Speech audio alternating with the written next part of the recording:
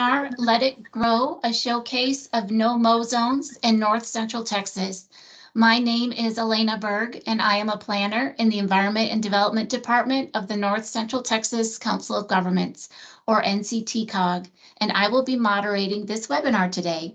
This webinar is hosted by NCTCOG and is prepared in cooperation with the Texas Commission on Environmental Quality and the U.S. Environmental Protection Agency. And just for some background on what NCTCOG is, NCTCOG is a voluntary association of local governments. It is one of 24 regional councils in Texas. As part of NCTCOG's water quality management planning work, we host webinars on water quality topics every quarter. If you have ideas for future topics for these webinars, I'd be happy to hear them. Please send them to me at my email on the screen, which is eberg@nctcog.org. And today's webinar is part of a recurring series of webinars on ecosystem management topics at the urban-rural interface.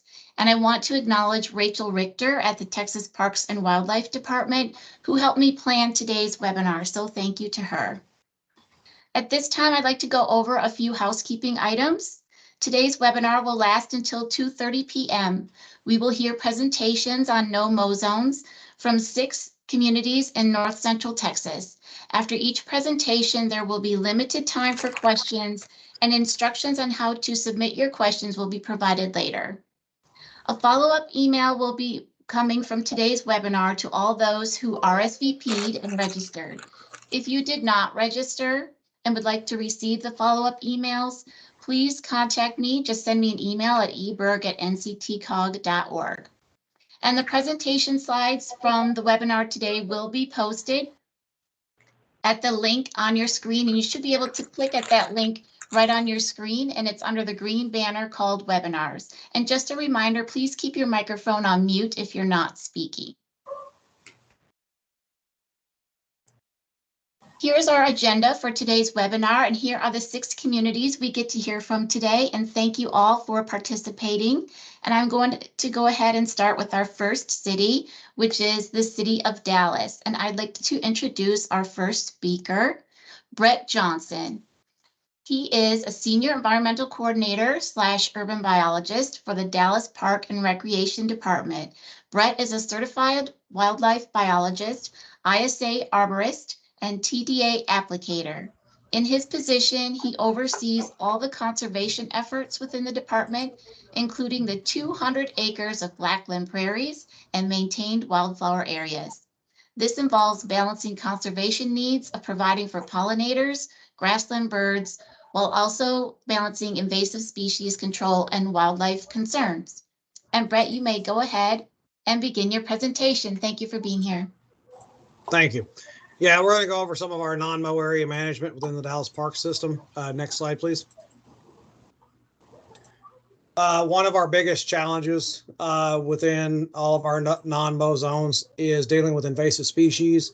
One of the big ones that we have to deal with starting here shortly is Queen Anne's lace. It brings a special challenge in that it is highly productive.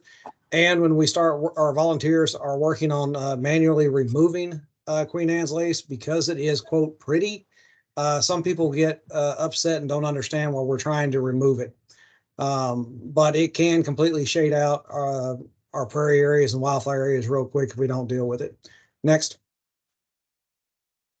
Our other big invasives that we see all over North Texas, including our prairie areas, is Johnson grass.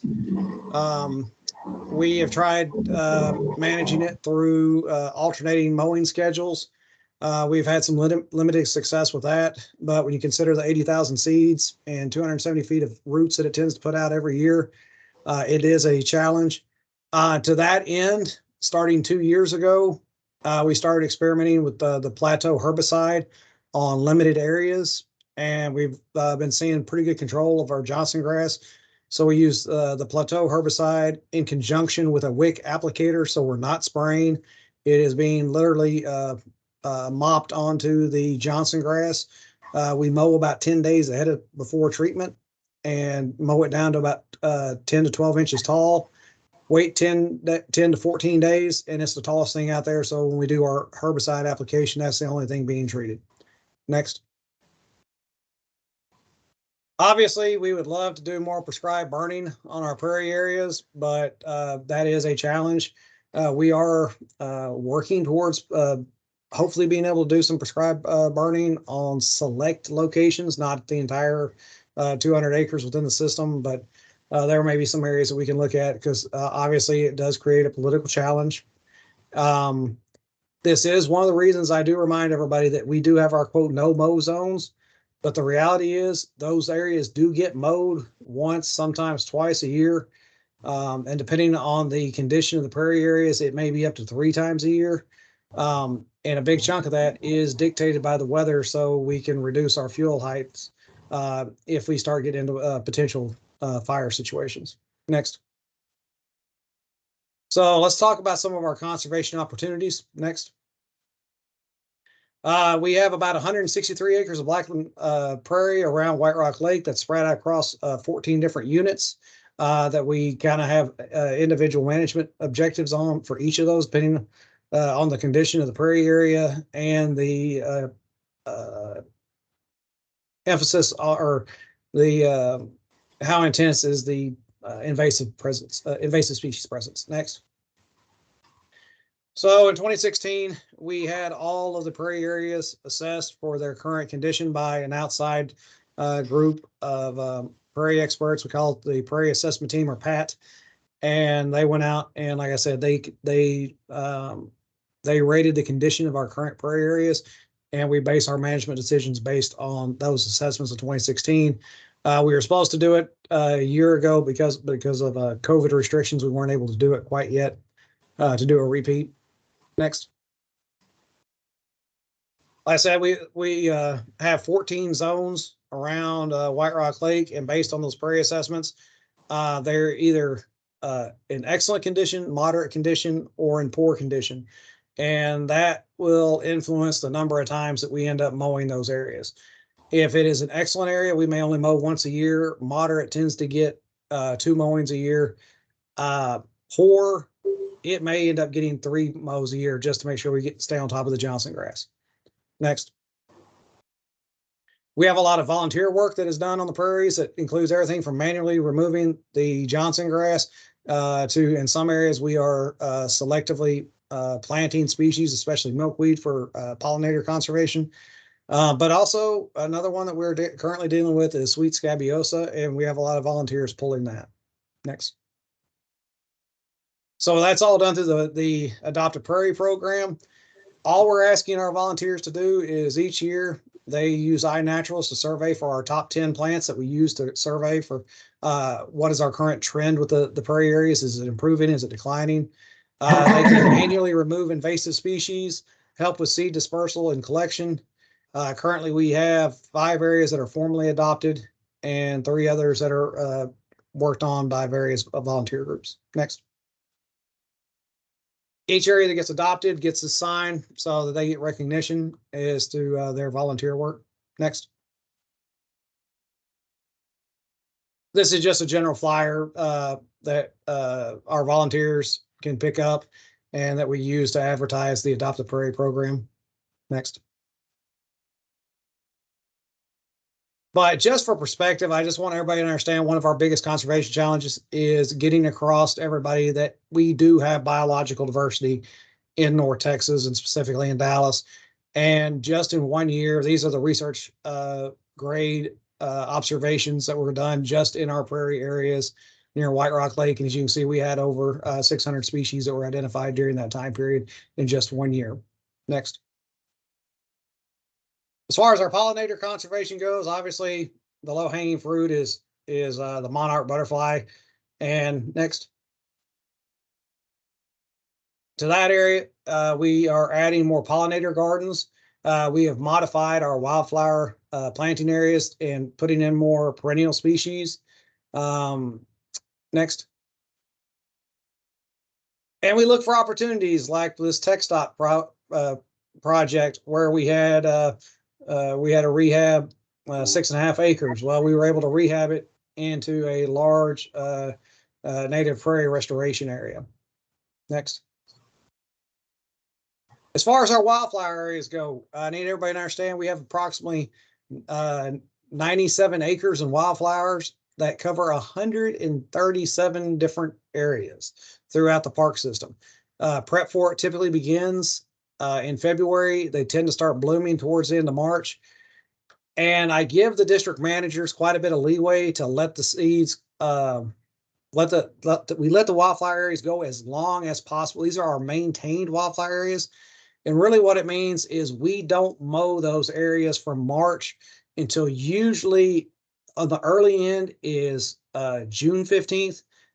Depending on the weather, we may be able to push it to June or July 15th at the latest.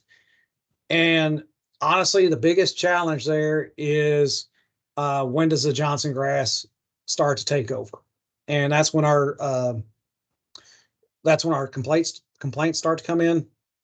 So, but like I said, we have about a 3 to 4 month window in there where we don't have to mow those areas. Next. As far as our pollinator gardens go, we have staff and city driven gardens and we have community driven gardens. In the last 3 years, we've been able to get at least one garden to each of the 6 maintenance districts. Our goal is to make every pollinator garden to be at least certifiable as a monarch way station. In fact, but they are monarch way stations. We initially started this with a lot of work with Texas Discovery Gardens through a grant that they got. And I need to update this slide. We've got 11 installed, 10 more planned. The 10 more have already gotten planned. So we've got approximately 20 in the system. Next. But this was one of the other ones we kicked off. This is right off the bat when we planted the mayor's pollinator garden at City Hall. We work on maintaining this. We have a bunch of volunteers that help with this. Kind of fell a little bit into disrepair during COVID, but we're working on getting that rehabbed right now. So next. That's what I've got on kind of across the board on what we got with our prairie management and our overall pollinator conservation efforts. They all go hand in hand. And also keep in mind, we're having to make sure we go hand in hand with fire concerns. That gets a lot of attention in the news. So we manage that very carefully. Thank you so much, Brett. I appreciate your presentation. And now we will take some time for questions from the audience. You can ask a question by either raising your hand and I'll call on you, or you can type your question in the chat.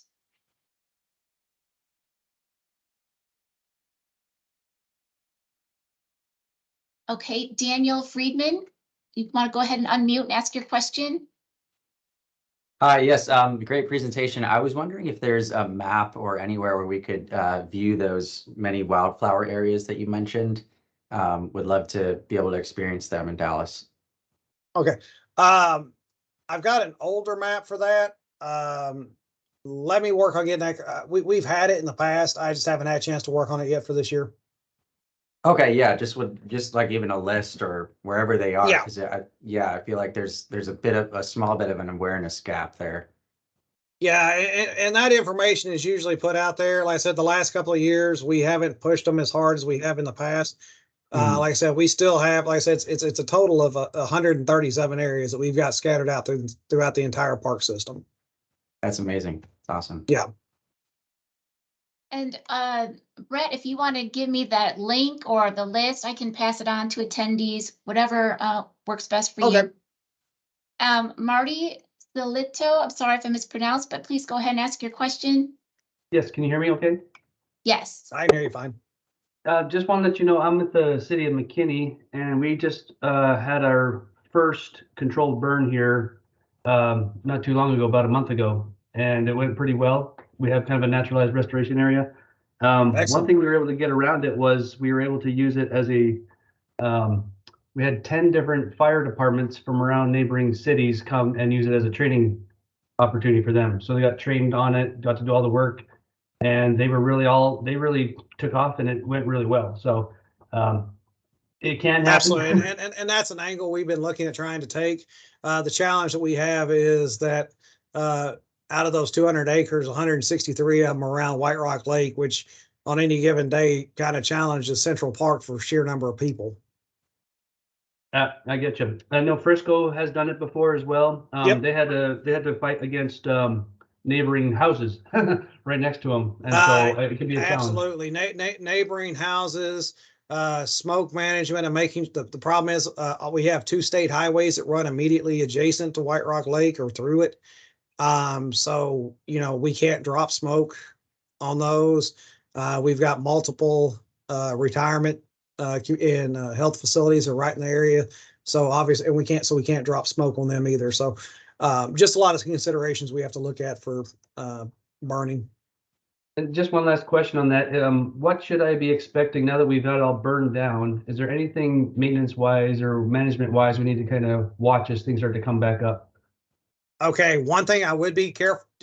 One of the things we have also, one of the consideration is the Johnson grass is post burn. You've got a lot of exposed open soil, and Johnson grass is one of those species that can be royally stimulated by fire. Okay, thank you. Thank you for your question. I see one in the chat, and that will have to be our last one, and then we'll move on. Do you ever use goats for the prairie areas? We have not. That's certainly something we looked at. Again, most of our prairie areas are around White Rock Lake, and so that presents an interesting challenge to us. But it's certainly something we are open to and have been exploring. The city is currently looking at doing some goat work, especially related to privet. And if we did something on the prairies, that's actually what we'd probably be looking at is control of privet immediately adjacent to the prairie areas. Okay, thank you very much, Brett. We appreciate your presentation. Thank And you. you see his email is on the screen, and you can email him if you have further questions. And we're going to move on to our next presentation here from the city of Grapevine. I'd like to introduce our speaker from Grapevine. It's Kathy Nelson. Kathy is the planning manager for the city of Grapevine Parks and Recreation Department. For the past 8 years, she has overseen the planning, design, and construction of capital projects ranging in scale and type from habitat restoration projects to streetscapes and sport complexes. Kathy is a licensed landscape architect and a member of the American Institute of Certified Planners with over 18 years of experience in both private and public sectors, focused on park and recreation planning and design. Kathy, you may go ahead and take over the presentation. All right, well, thank you very much for having me today. So talk about going from one extreme to the other. Here at Grapevine, we're a population of 50,000. And so our bent on this presentation today is just how to get started or looking at an entity that's just started getting into no-mow and natural areas and in the DFW area. So next slide, please. So our no-mow and natural areas fall within 3 categories of public land management: enhanced landscapes, which are generally areas along the highway right-of-ways, habitat restoration, and prairie reconstruction. Next slide, please. And so over the past 7 years, we've had our challenges. Next slide, please. And our biggest challenge has been our past culture. You know, everyone should be able to live on a golf course, and every green space should look like a putting green. And that is what the city provided. And if there was ever any complaint or any doubt, mow from the street to the fence line, mow from the parking lot to the shoreline. Now, granted, you know, our way of thinking is changing, but we definitely run into this type of culture when we're trying to execute some additional natural areas. Next slide, please. And then one of our challenges is just ordinances or lack thereof. And so we work with what we have, including what you see there bulleted, but we also lean on other requirements and guidelines, such as our park master plan, which incorporates the Army Corps of Engineers environmentally sensitive areas and acreage the city has designated as ESAs as well. Next slide, please. And this work also requires patience, lots and lots of patience. we meet the stakeholders where they are. I think that's one of the better strategies. And of course, there are multiple starting points with each and every stakeholder. And so that takes a lot of time. It takes time to listen. And then once you understand their concerns, it takes time to, develop a strategy to educate that meets their concern and their worries. And then also, it just takes a lot of time to see the results in the field. And that makes it a little challenging to support what it is that you're trying to convey. In Grapevine, we don't have very many areas because we're just now kind of starting that we can point to say this is exactly what we're trying to get. And so we're all kind of new, so that succession is a little new. Next slide, please. But we have in the past few years seen some successes. And the following examples that I'm going to present today are a progression of how we started, beginning with the least challenging projects first. And our first project is Meadowmere Park, which is a lake park. This is one of our habitat restoration areas. And we had limited stakeholders and generally supportive cultural and physical environment. And this is the one that we started. We started off on our internal onboarding process to explain the importance and benefits of increasing the amount of natural areas and decreasing mowed areas. And once our internal staff was on board, then we laid out the areas that we wanted to enhance. And those are shown in the slide with the hatched green areas there. And we just stopped mowing. And we have just let those native grasses and wildflowers grow. We have supplemented with planting of shade trees and understory trees. And then we started our educational programming supporting some of those restoration efforts. And of course, that added to the experience of the park users. And they wanted more programming.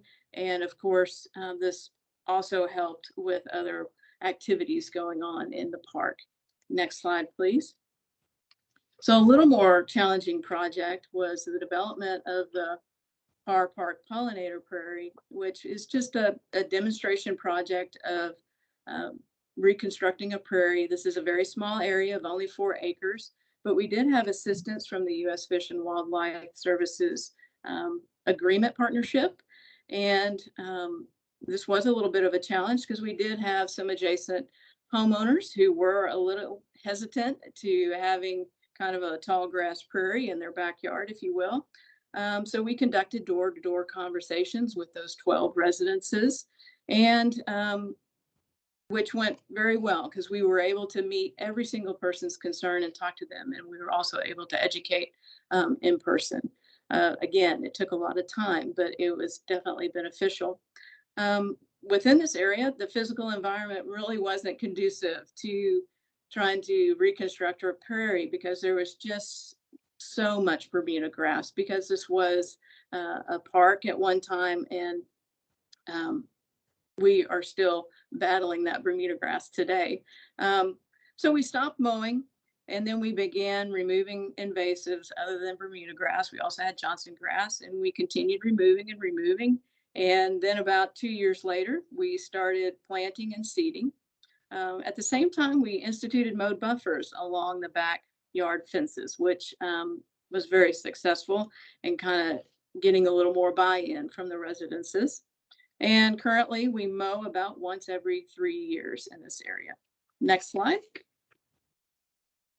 So the Bear Creek Overbanks project, we began this past summer. So this is very new, and I may be a little overzealous to call this a success of yet, but I think it's going extremely well.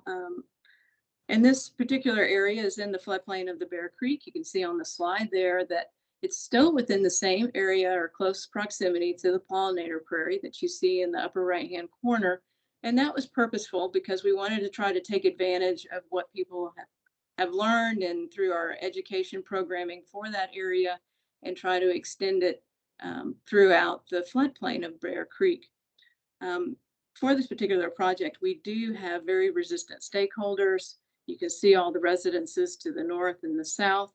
And they also have a history of of complaints about how this area had been maintained. And so with that in mind, we stopped mowing. We did not initiate any kind of campaign to get folks on board, because we knew that we just needed to talk to people one-on-one and meet them where they are. And so we stopped mowing, and we received a couple of phone calls, and each one we just had responsive conversations and answered their concerns directly. And I think that went extremely well. And one of the things that we wanted to avoid was kind of creating our own problems by discussing things that maybe weren't important to them and creating rabbit holes that we didn't want to go down. So we also had responsive conversation with the HOA, and they were more concerned about the impacts of flooding. And so that was good to know. Otherwise, we probably would have been on this stand of saying, you know, habitat restoration and all the benefits of that. But their particular concern was about flooding. And so that's where we met them, and we provided documentation, and we also involved the floodplain administrator in with these conversations. And I think that proven pretty helpful. As the project began, we stopped mowing over the summer, and then we're just, you know, we're observing to see what is coming up. And we know we have some Johnson grass. We know where those are going to be. So we'll start removing those invasives here during the summer. We're currently mowing once a year. We may end up having to mow at the end of the summer, but, you know, hopefully that's where we're going to start, and we'll see where we go, because we know this is, you know, a partnership, and we'll see how far we can go in trying to turn this area from really a golf course into a natural area with lots of native grasses and wildflowers. Next slide, please. And I'd like to go ahead and share with you lessons learned from these past couple of years. So mowed buffers, that is like the demilitarized zone of habitat restoration that is proven to be very, very effective for us. It creates a sense of safety. It creates a sense of ease, provides uniformity, demonstrates purposefulness, and begets tolerance from those stakeholders. I just can't overstate how important it is to put in some mowed buffers between whatever natural area you are trying to establish, between the backyard fences and that area. And it has proven to be one of our most effective tools. Next slide, please. One of the things that we have definitely learned that those that have been doing this for a while already know is no mow does not mean no mowing. And so I've just included this slide. This is one of our citizens had sent me a picture of this one signage, and I know it's hard to see, but it's what I received, and it has a no mow and no herbicide. So kind of think about what signage you have out there, and also, you know, that helps you think about what kind of vegetation control you're going to have in the areas that you're trying to restore and maintain. And of course, as we know, no mow does not mean no maintenance. However, that is an extremely important point that we all need to drive home and continually drive home with our stakeholders. And, you know, it's important to educate them that there is still invasive control, succession management, and to maintain wildflower to grass ratio. Next slide, please. The floodplain management, as I said before, was a very important aspect of what helped us with the Bear Creek Overbank project.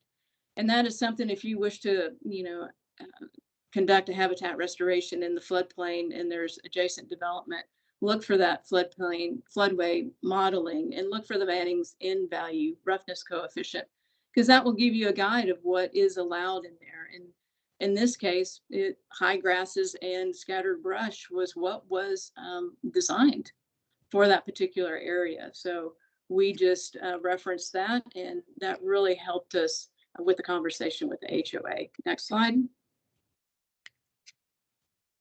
Last but not least, know your ordinances. Don't get goat tied. Review what is not allowed as well as what is allowed. And so I was working very diligently and excitedly about trying to get some goats out here to graze and help us manage the Parr Prairie. And was about ready to hit the go button, and somebody said, "Hey, does this follow code?" And so I got goat tied, and so we put this on hold. And so now I'm looking to revise some of the ordinances so those gray areas are no longer gray, and it's positive, and we're allowed to do that. So that concludes my presentation. Thank you, Kathy. Appreciate that. I appreciate you saying meeting the stakeholders where they are. So important. I see a question in the chat for you. How wide is the typical buffer zone? You know, it's about 20 to 25 foot wide is what residents seem to appreciate the most. Okay, thank you. And we have time for one more question. Randy Kelp, go ahead, unmute. Yeah, I was wondering, I know that we have a U.S. Army Corps property here or FEMA property here in Grapevine. How do y'all handle that? Is that through agreements with them or MOU? It's through a lease. So all that property we lease from the Corps, and yes, we have to abide by agreements with the Corps of how we manage that land. And so we have, it's a little over 1,000 acres that we manage that is Corps property. Okay, and they allow that natural maintenance, I'm assuming. Oh, yes, yes. And lots of it is, you know, the environmental sensitive areas that they have designated. And granted, there's a lot other acreage that isn't, but, you know, whatever supports lake-based recreation is what they support as well. Okay, thank you so much, Kathy. And we will go ahead and move on in the interest of time to our next speaker, who is from the city of Burleson, and that's Daniel Schaefer. Daniel has worked for the city of Burleson for 5 years and 1 year as the park superintendent. He graduated from Tarleton State University with a Bachelor of Science degree in fitness management and a Master of Education degree in kinesiology. Daniel, you may go ahead and begin. Thanks, Elena. From my degrees, probably everybody's wondering, what are you doing in parks? But anyway, so my background's in recreation, but I got the opportunity to move into parks because I want to further my career and my education. With this presentation, this was developed for our Parks Board and our City Council. We wanted to present an idea of creating some no-mow areas. We had some natural areas, forested areas, and prairie, but creating wildflower areas. So this presentation kind of goes to educate City Council and Parks Board. So it's a little bit of a difference from the first two presentations. So Elena, if you'll go to the next slide. So overview of this, what are no-mow areas? What are the benefits of no-mow areas? Ideal locations, some of our existing sites, best practices, what we proposed for new wildflower areas, different opportunities for education and outreach, the physical impact, and then we asked for feedback and recommendations from them. So next slide, please. So what are no-mow areas? Many of you may know, but if you don't, these are areas that are identified for conservation, erosion control, or just maintenance cost control, just to save money, resources, and all of that. Different sections of parkland that naturally lend themselves to conservation, so natural areas. Areas that require little to no maintenance or are volunteer-led maintenance. We've identified 3 different locations here in Burleson. We have our natural areas, which are your riparian buffers along creeks or drainage areas, forest areas, or any unprogrammed conservation areas. Wildflower areas, this was new to us and something that this is what we were asking to be able to put into our park system. And then prairie areas that just have native prairie soils, plants, and features. Next slide, please. Here's just a couple pictures of what those different areas can look like. These are not in Burleson, these are different photos, but next slide, please. So some benefits of no mowing areas. Reduction in maintenance cost, promoting pollinator activity. Provide food and cover for native wildlife. help air quality through reduced equipment emissions. This can provide educational and outdoor learning opportunities for the public. And also this can help for qualifying for grant opportunities for future no-mow areas and improvements in those areas. Next slide, please. Kind of touch base a little bit on this, on ideal locations. Any areas of existing undisturbed native soils. Areas prone for erosion, such as sloped areas and parks and along creek embankments. Areas that are easily accessible for proper maintenance equipment, such as discs, tillers, boom sprayers, rough cut mowers, to kind of get those wildflower areas established. Areas of inconsistent grade that offer little value for open space play. Areas not presently feasible for irrigation or agronomic programs. Undeveloped and conservatory parkland to minimize maintenance costs and capital funding commitment to beautify an area. Next slide, please. So here's the areas that we currently have in Burleson. We have several parks, forested and riparian areas. Bailey Lake Park, we have 17.45 acres that is either forested or riparian along a creek. Our hike and bike trails, mostly all left natural besides the actual trails themselves. We do a little maintenance to those. Same with our Coyote Loop Trail. That's a natural trail, not a paved concrete trail. And I won't read through all of those, but that kind of just gives you a list of all of the areas that we currently have that are forested and riparian. We have about 3 acres at Coyote Loop, one of our Wakefield parks. That's all dedicated to prairie land. So natural area coverage of about 216 acres. If we looked at the cost of actually maintaining that with the regular mowing schedule, litter pickup and all of that, what that would potentially cost in-house to do with equipment and everything, and it's about $110,000 of cost savings for the city to not be maintaining those areas on a consistent basis. Next slide, please. So some best practices for maintenance. Maintain outside edges. Kathy kind of touched on this with the buffers. At least a minimum of 6 feet. I like how she said 20 to 25 feet. That's probably better suited for your stakeholders, but a minimum of 6 feet, I would say. Posting ID signage in all areas. And then one of the challenges is finding volunteer groups to help with this, with litter pickup, helping with invasive species. That's one of the challenges that we find is just having enough volunteers to do that. And then your annual mowing, just depending on the area. And as Brett and Kathy has mentioned, it could be 1 time a year, it could be 2 times, it could be 3 years. It's kind of just kind of depends on the area and what needs to be done. Next slide, please. Here's our example signage that we have throughout our park system. The only thing that's not on this slide is we've created QR codes that go on each one of these signs. That brings you to our website. Our website has information on what is a prairie area, what is a wildflower area, what is a natural area, what are some frequently asked questions, what are best maintenance practices, what kind of wildlife lives there.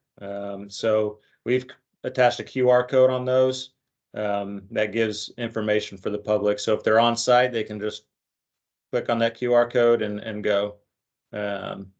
Next slide, please. Kind of touched based on a lot of these already. Recruiting volunteers to help manage invasive species, that's always going to be an issue. Annual and semi-annual mowing. And for us, since this is a new project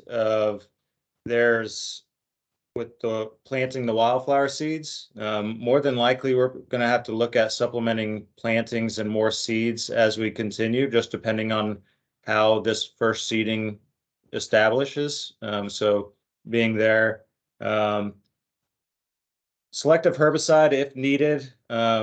The best practice is probably manually pulling. That can be very time consuming, need volunteer staff, hours, just a lot of manual labor can go into that.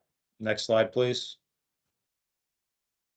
So we identified 6 different locations for a total of 5 acres in our park system for new wildflower areas. We bought our seeds from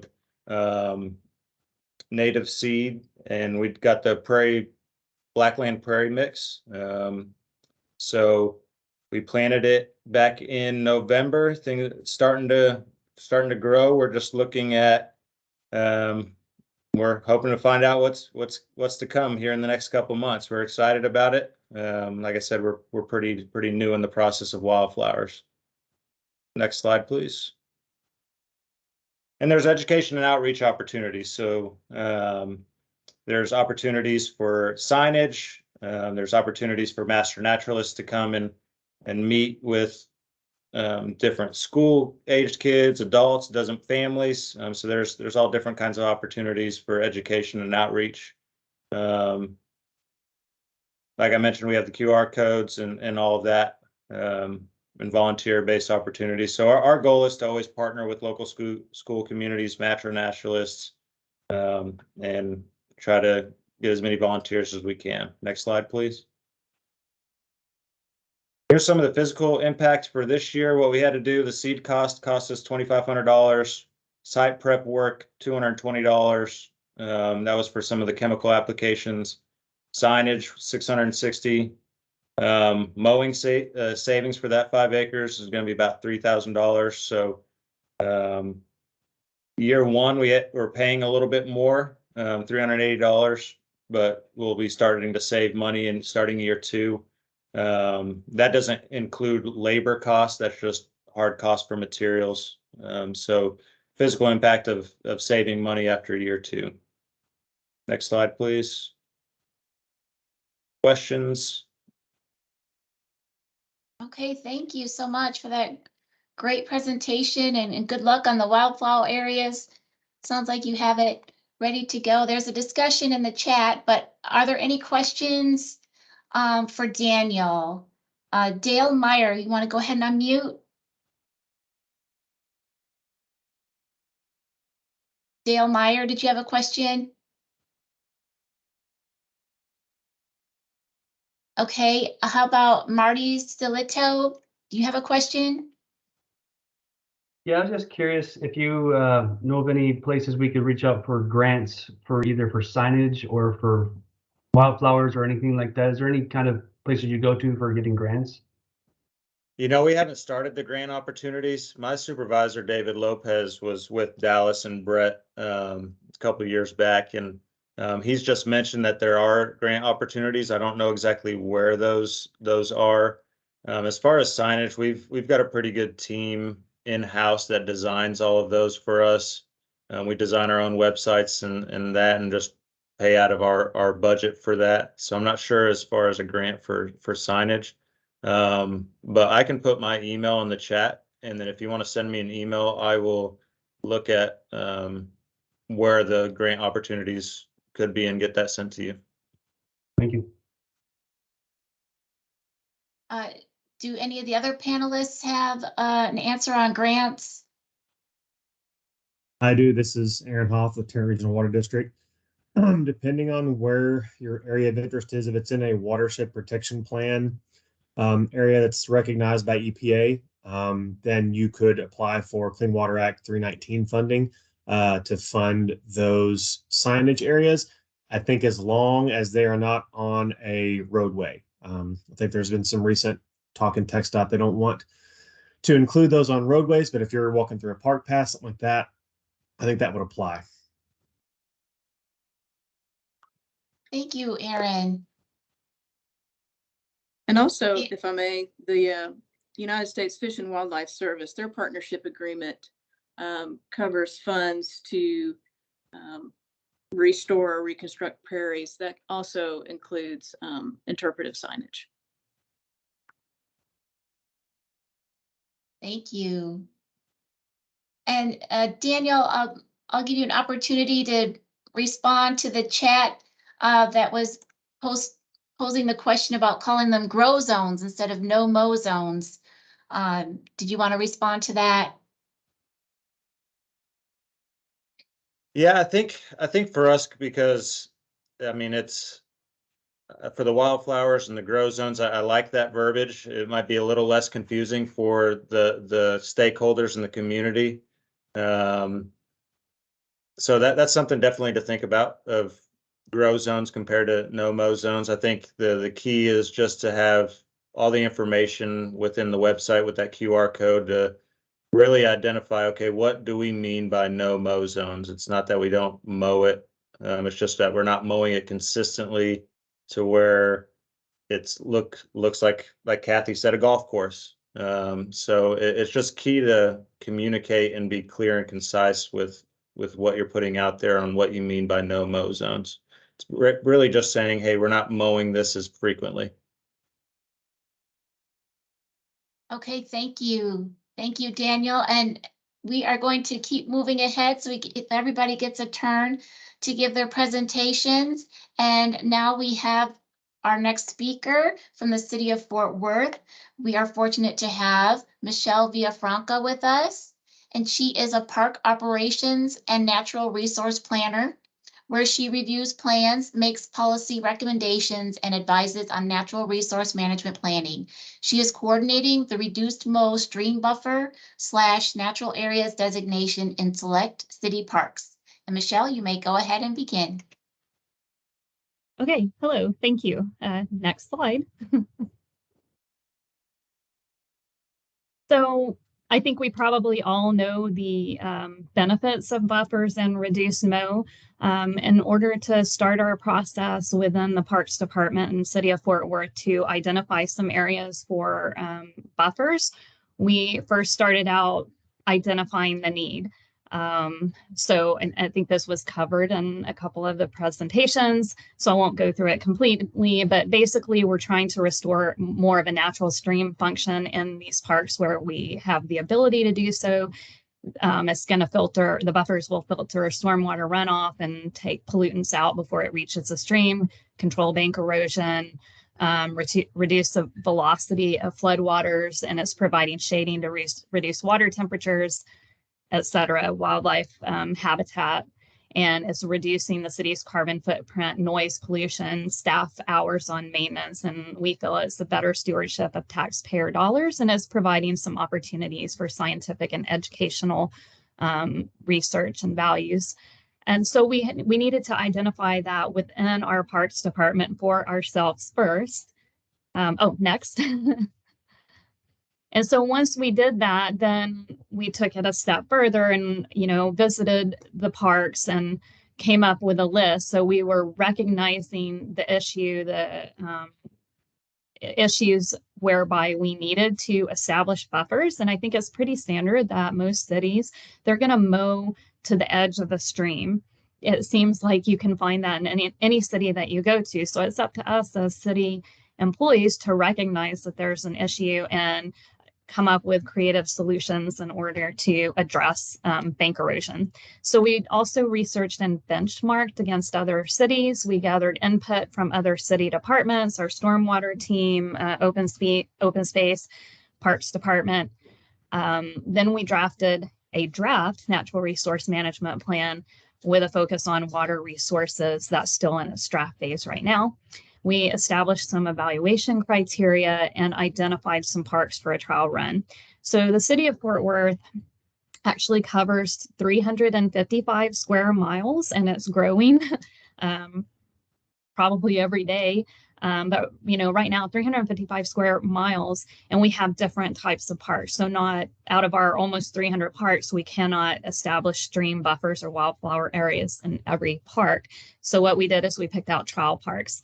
Then we created tiers for the buffer, and it's just a guideline, and it's hard to read in my presentation, but we have, some parks are just not going to have a buffer along a stream. Some of them will have a tier 1 buffer, which is 30 feet, which is 15 feet either side of the bank, not from the center of the stream. And then it continues on. So if you have a larger regional park, you could have a much larger, wider buffer. Next. And once we did that, then it's go time, right? So we selected the parks. We mapped out the reduced mow areas. We met with contractors on site. We actually have several different groups mowing parks or city properties. So we have contract mow, which is out of the Parks Department that mows parks. We have city staff mowing parks. We have property management properties that have contractors mowing. We have now open space property that will have some contract mowing. So we needed to meet with the contractors and city staff on site at those parks that we were looking at. We notified the adjacent neighborhood associations. We designed and installed in-house these two signs, the riparian area and the wildflower areas. We developed a website and frequently asked questions, established photo points along the streams, and established stream team riparian monitoring. And we've attended, several of our staff have attended many riparian trainings through Stream Team. We developed a natural resource management training program in conjunction with AgriLife for our park staff. And we have recently hired a natural scientist who will take on some of this monitoring and photo points. Next. And on the other slide, our webpage is called Naturally Fort Worth, and it just goes through kind of your frequently asked questions that we think residents will be concerned with, and it has been very effective posting the signs as well as having the website, so that if you kind of get the same questions all the time, the district superintendents end up answering, then they can also direct inquiries to the web page as well for follow-up. Okay, next. And so this is just an example of one of the stream buffers. So, you have some parks that are fairly large, and there really is no reason to mow every square inch of a park. And so in our assessments, we went out and we looked at it and decided where are these areas that are more passive use, or maybe people aren't even really using these areas, that we can expand the buffer into. And so this is just a photo point over a couple of months last year where we went from mowed, from the winter mow into the spring. And then by July, we already had a buffer. And then we have some photo points on that photo. Next.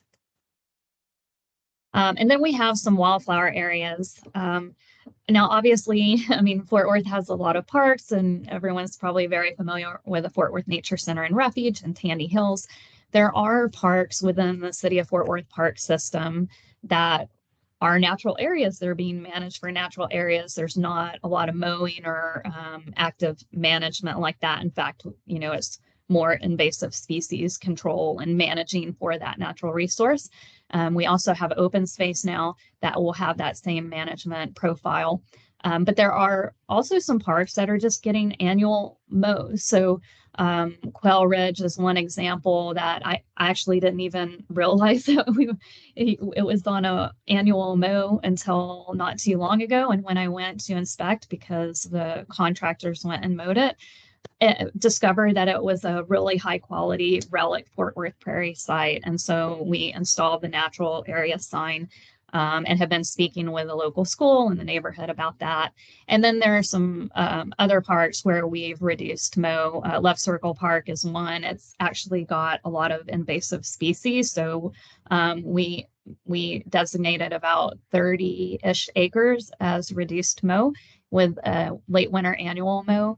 And then we're about to mow that. And then I'm going to go back and I'm going to apply herbicide plateau for the Johnson grass and try to control the grass spurs in that area. Next.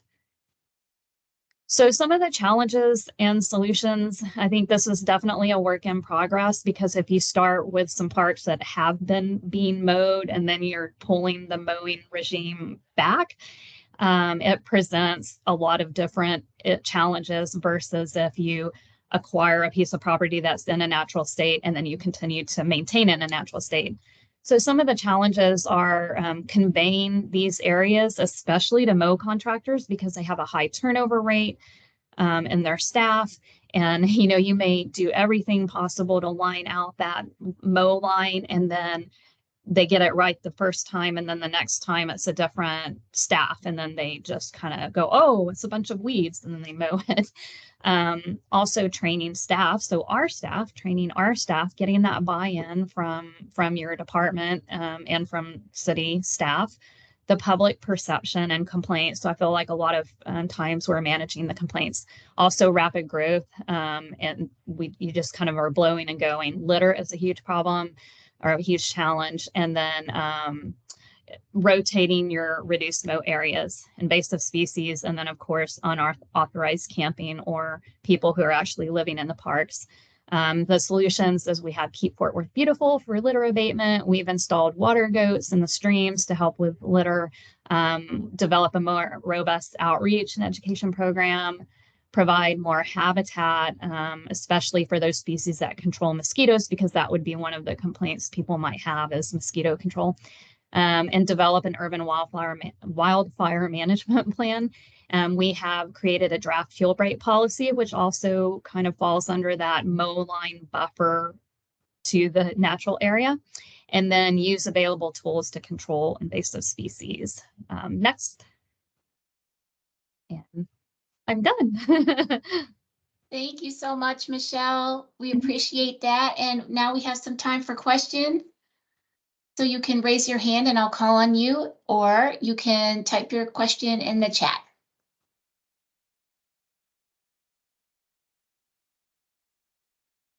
Oh, water.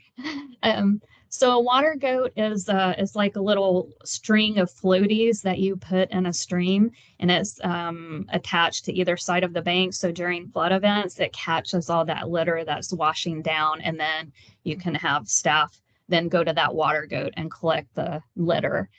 Because obviously in your buffer areas, your stream buffer areas, then it's going to be a lot more difficult to pick up and control litter.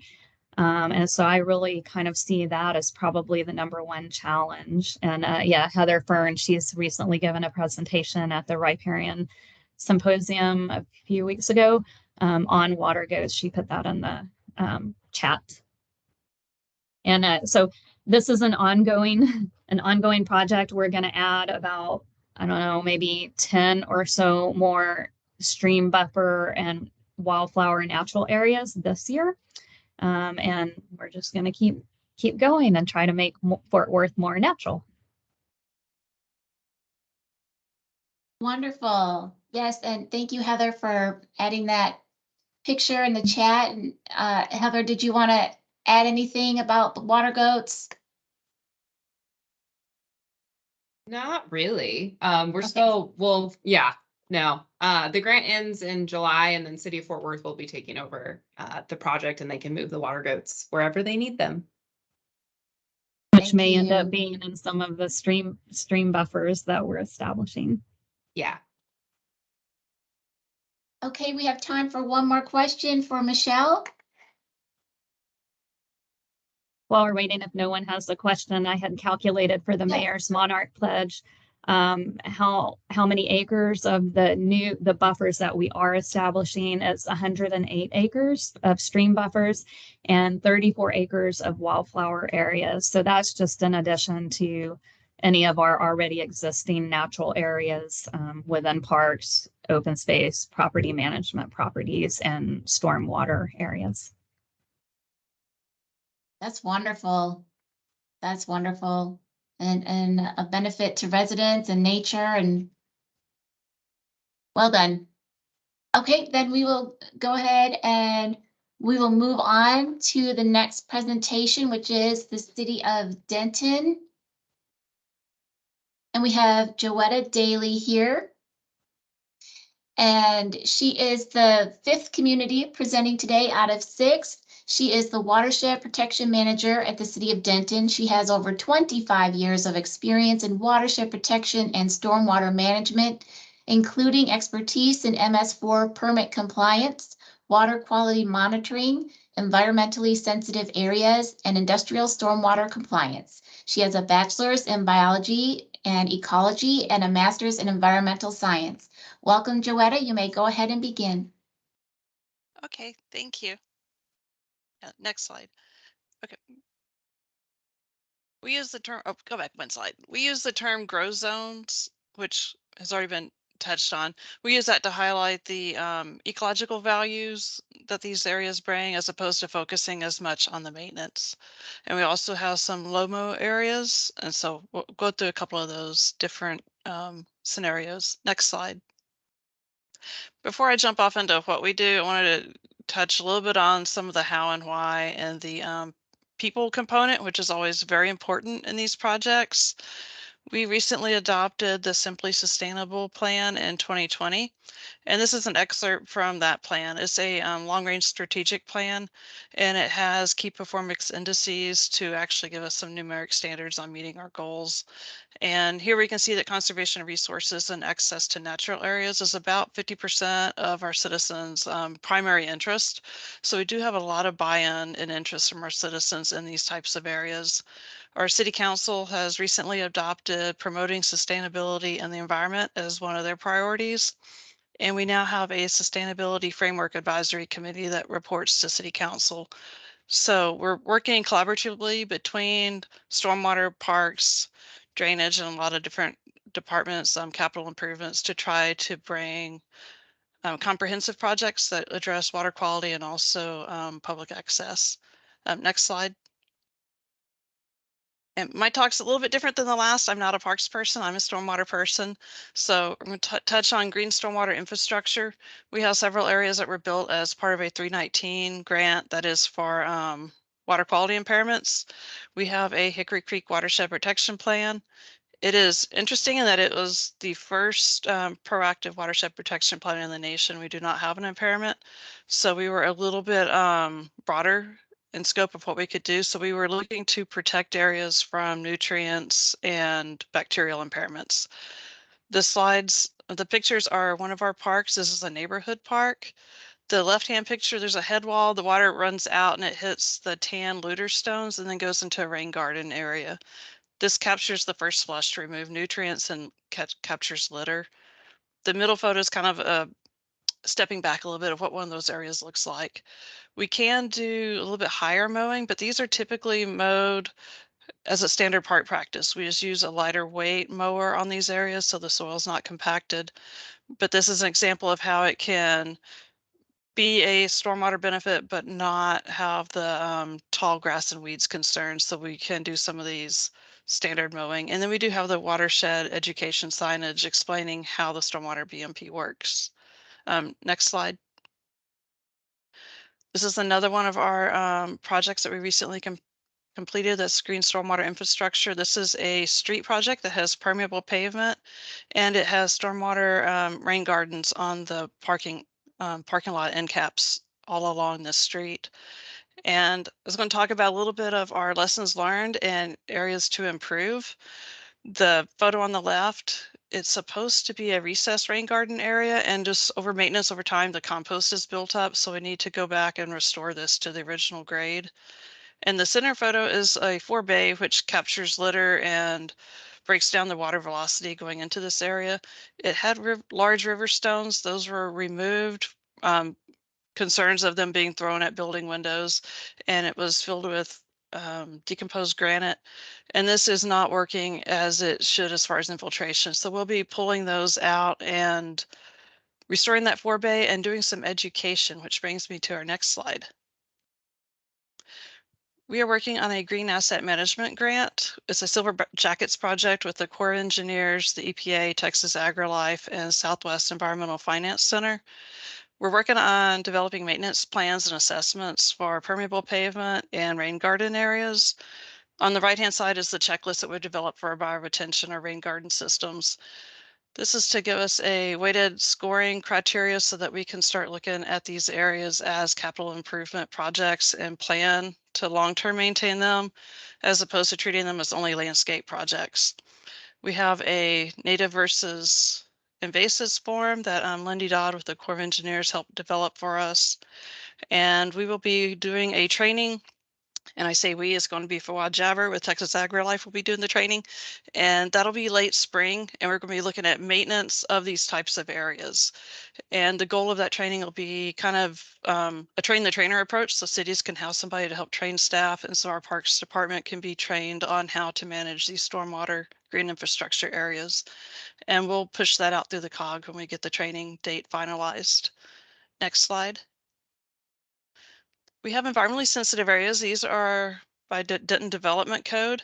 We have riparian zones. Those are 50 feet if an area each direction when an area drains less than 1 square mile. If it drains over 1 square mile, it's 100 feet each direction from the center of the stream.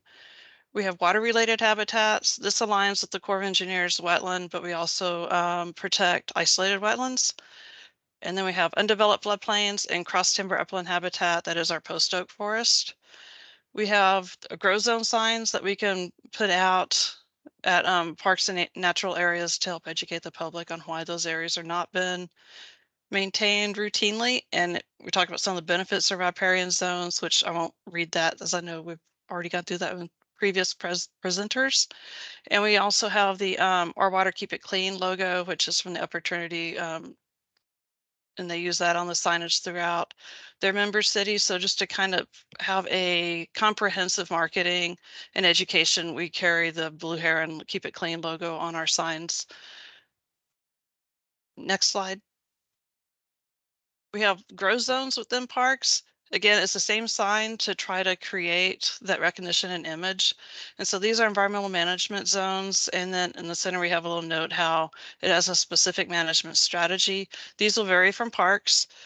And the left-hand photo is our dog park. The chain link fence is the dog park. And then we have a bioinfiltration area right next to it that is wildflowers that can be mowed once or twice a year. The center photo is a stormwater treatment train that is above our community fishing pond. And this is a no-mow area, and it is a pollinator area where we have specifically selected plants for pollinators for monarchs and honeybees. Next slide. Our parks program is working on a green ribbon program with the medians and right-of-ways. They have 224 acres within this program. They're selecting plants to bloom throughout the year. And again, that goes back to supporting pollinators. It has reduced maintenance, which will reduce greenhouse gases, man hours, conserve water, and all the typical stormwater benefits of erosion control and improving infiltration rates. So we're excited about that program, and we can go to the next slide. And all the previous programs we're working on tie into some of our overarching sustainability initiatives. We are a monarch city since 2018. We're a bee city since 2016. The city of Denton's been a Tree City USA for 31 years, and we have an integrative pest management plan. One of the questions earlier was about applications. All of our applications are done by our city staff, and we do less toxic, and we do any type of alternative biological and mechanical treatments that we can, and organic pesticides as much as possible. And so that is a large comprehensive plan that's put together and managed for different parks. We are working on Bird City certification and National Wildlife Foundation Community Wildlife Habitat certification. The city is registered, and we're working toward the certification process on that. And I believe that is my last slide. And I have contact information if anybody has questions. Thank you so much, Joetta. We appreciate that presentation. And are there any questions for Joetta on her presentation for the city of Denton?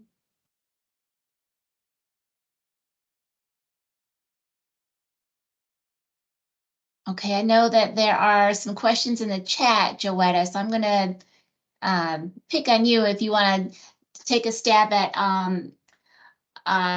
do you know how to quantify greenhouse gas emission reductions from the acres that are not mowed, or as they are as grow zones, as Denton calls them? Do you have a response to that? No, it's a tough question.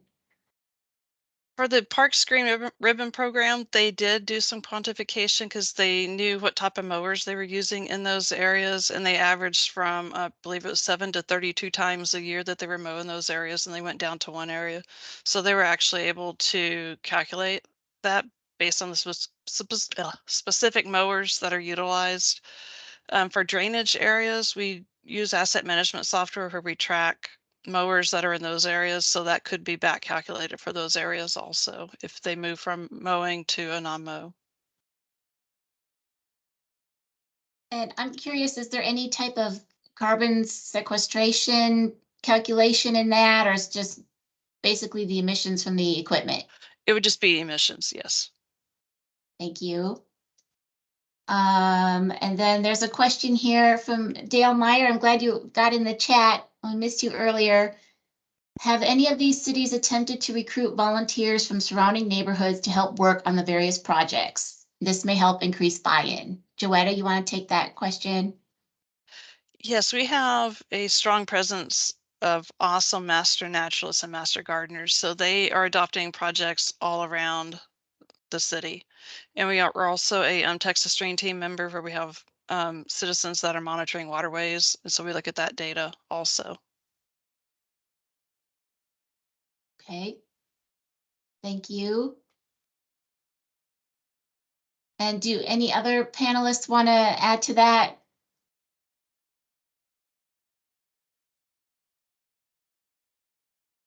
I put it over in the chat that Okay. we, with a lot of our prairie work, we do have our Adopt a Prairie program. And on that one, we do specifically try to target the neighboring HOAs and POAs to adopt specific segments. So they do have that buy-in to their specific adjacent prairie unit. And then if they don't have an immediate tie-in, which like the Master Naturalists have a unit that they've adopted, they're very proactive in trying to bring in other groups and the neighbors into their work days. Thank you, Brett. Okay, I'm going to go ahead and move on to our next presentation, which is our final presentation. Last but not least, we have the town of Flower Mound, and we have two speakers with us from Flower Mound, Mr. John Chapman and Mr. Joe Whiteley. John is a Dallas-Fort Worth native and Flower Mound's long-range planner focused on land use regulations and big thinking. Before becoming a long-range planner, he was a current development planner and planning technician. And Joe Whiteley graduated from West Texas A&M University in 2018 with a Bachelor of Science in Environmental Science. He has worked in both the private and public sectors, dealing with a broad number of environmental issues in oil and gas, wastewater, and stormwater quality. And so at this time, I transfer the presentation to you. Thank you. Thanks for that intro. All right, so as mentioned, I'm John. Joe will kind of tack in at the end of this. What I'm going to touch on is our Cross Timbers Conservation Development District. So some of the zoning entitlements that contribute to a lot of Flower Mound's no-mow zones. Next slide, please.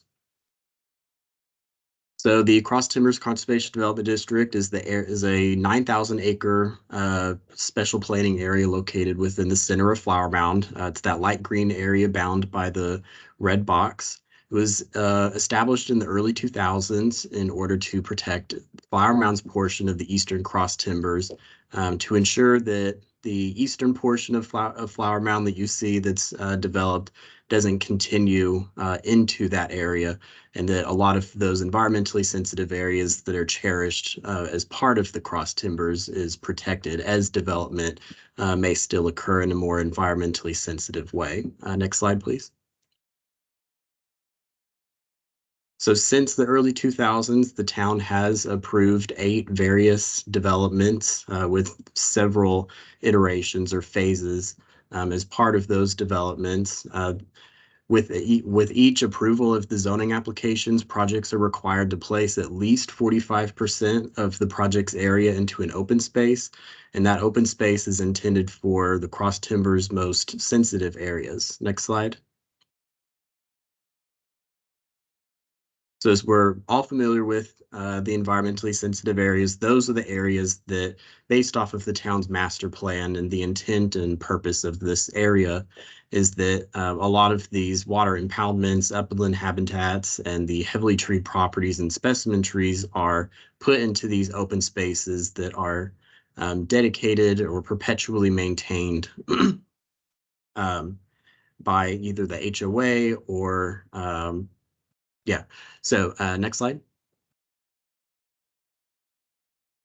So with the open space, we do require an open space management plan be approved by our Environmental Conservation Commission. The open space management plan identifies all of the open spaces, maintenance requirements, and allowed uses. Kathy kind of touched on something that definitely highlights the purpose of the open space management plan, and that, you know, no mow zone or no mows doesn't mean necessarily no maintenance. So even though a lot of this open space is generally maintained to ensure that the appearance and the habitat continues to be cohesive and in line with what the cross timbers has historically been known to have, there is certain mow zones that we do allow in for just protection of residential property. And then, you know, there are certain areas out there that, for instance, have gas well pad sites. And so as part of the open space management plan, we want to ensure that those gas well pad sites, that the land that those were on be returned back to the natural prairie land that was found with the cross timbers. So next slide. So some of the more some of the buffers that are more detailed that pertain to the cross timbers. So we have a scenic corridor, and that's described that's land visible from our scenic or country roads that possesses a natural element that's indicative of a natural or country atmosphere or natural environment. The minimum width requirement for these buffers is a 200-foot buffer, so no buildings can go within that buffer. It's generally owned by the HOA and is also identified within that open space management plan. There's also a 50-foot. If you look at the on the bottom left in that image, there's a 50-foot street buffer landscaping. So that is used to plant additional trees that are required as part of that area plan. Next slide. So some additional buffers that we have, these are what we call the eco-fringe buffer. The minimum requirement is that they be 20 feet, and they're applicable for along all of any residence that's adjacent to open space. They will typically extend 20 feet to about 40 feet, just kind of depends. And it's intended to be maintained, but there is allowances within these areas for either no mow zones or actual mow zones, specifically, you know, up against fence lines. A lot of the residents, you know, would prefer to be able to kind of maintain that fence line. So, so we do allow allowances for that. Next slide, please. I'll kick it over to Joe. Yeah, hi. So as Elena mentioned, my name is Joe Whiteley, and whereas John's in planning, I work in environmental services in Flower Mound, and I just kind of wanted to tag on to this presentation and make y'all aware of a really cool program that we're partnered with the National Wildlife Federation on. Some of you may have heard about this, but essentially Flower Mound and other communities nationwide, I believe Joetta in Denton just mentioned that they're working on it as well, are working towards certification by certifying individual properties, things like homes and parks and schools and businesses, as certified wildlife habitats, and then also providing education and outreach opportunities there as well. The different type of properties that we or the residents certify are worth different amounts of points towards a required total based on your community's population. So in order to certify an individual property, it has to meet 5 requirements: food, water, shelter for wildlife, a place to raise young, and also utilize sustainable gardening practices. And I think that's the real opportunity for tie-in here. Some of the best sustainable gardening practices that are recommended under the program include, things we've talked about through the entire presentation today: planting natives, removing invasives, conscious mowing or not mowing. All of that stuff really goes a long way towards promoting the greater overall message here of sustainability and conservation. The program also requires that we accumulate points for educational, administrative, and outreach goals. And we get those through our yearly tabling events and booths and lectures and things that we set up throughout the community. But one of the coolest aspects of the program is that residents can choose to purchase signage or plaques that they put up at the habitats that they certify. You can see an example of the most basic one in that picture there. But it's really cool because it brings awareness to the program and encourages people to ask those questions and get informed. Instead of maybe seeing a shaggy vegetated area, instead they see a well-vegetated labeled habitat. And that's, the next step in having a conversation with your neighbor or, a representative in the town when you see that sign. And that's the real goal, like you said, to increase that buy-in. There's a lot of private land out here, and maximizing that as well as our public land is, I think, a major opportunity. So next slide. I think that's the last one too. Yep. So there's John's contact information and mine as well. And I think that's all we got for now. Thank you so much for that presentation. And I see that, John, you put a link in the chat for more information about the zoning and what's going on at Flower Mound. And are there any questions for John or Joe? There is a question in the chat that I'm going to lob over to you too. Are you incorporating Leave the Leaves into your no-mow programs? So I'll go ahead and take that. We put out a lot of media messages to that effect that promote sustainable gardening and leaving leaves on the ground as opposed to raking them out into. I'm a stormwater guy, so this is a pet peeve of mine, raking them out into the middle of the road into the MS4.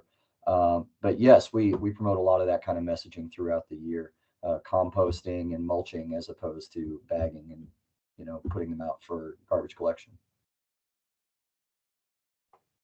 Thank you, Joe.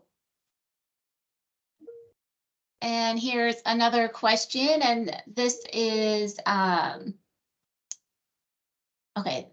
directed to all panelists. Has anyone considered extending grow zones to aquatic plants within city-owned or maintained retention basins?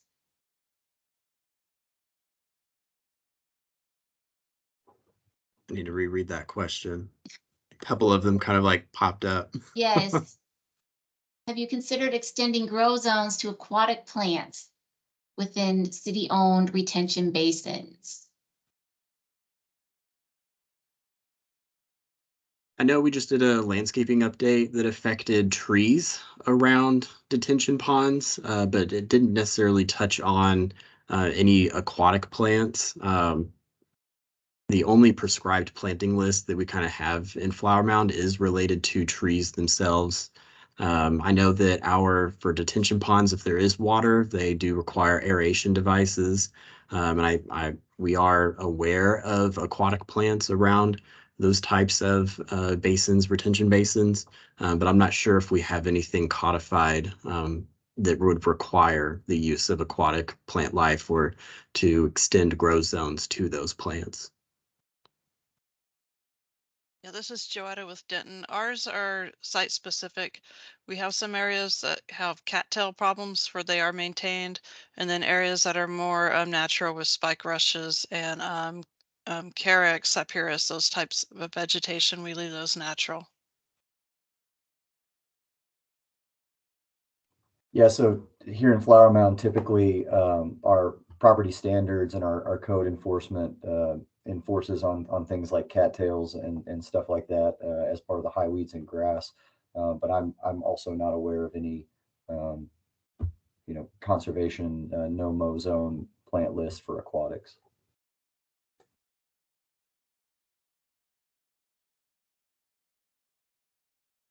And I saw a question from Lisa. So I would check out that link that I put in the chat box, more about our Cross Timbers Conservation Development District.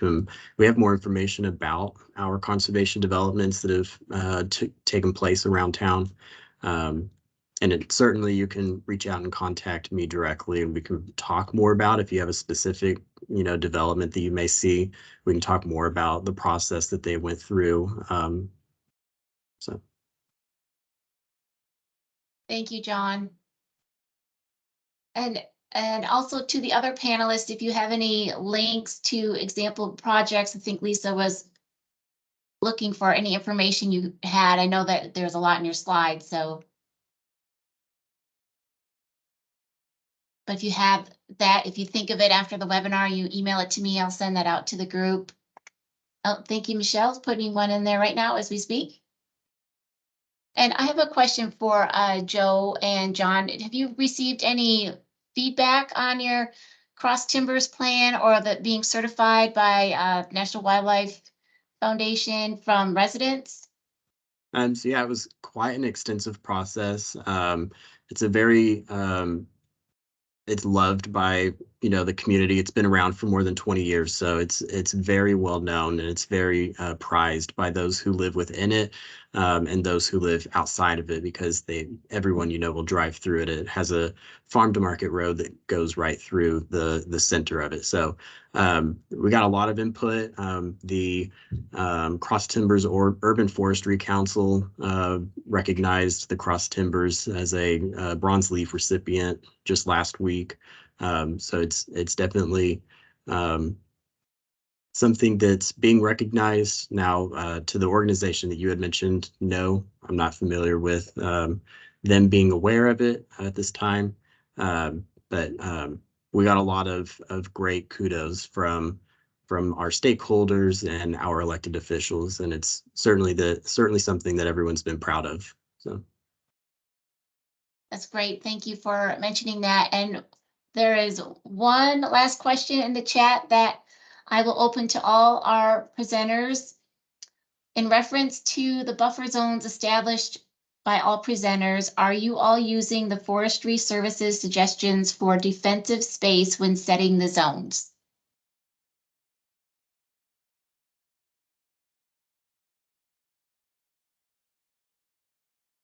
I commented on in Dallas. Yes, we are.